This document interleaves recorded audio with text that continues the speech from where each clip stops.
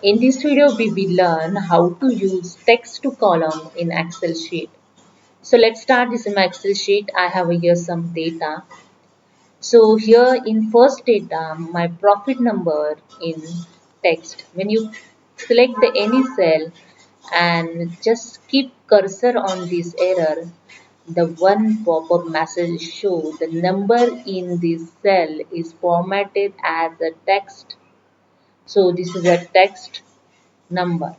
So if you want to convert the text number in general in number, then you can just select the column and go to the data tab, click on the text to column, click on the delimited, click on the next, click on the next, and click on the general. This number is already in text. Text is the second option and first is general. We're going to convert this number in general. Just click on the general and click on the finish. That's it. Here you see your number is converted in general number. So this is a number. We're going to convert this in text. So I just select this all number. Again I go to the data tab and click on the text to column, select the delimited, click on the next, click on the next, and here you see the general is already selected.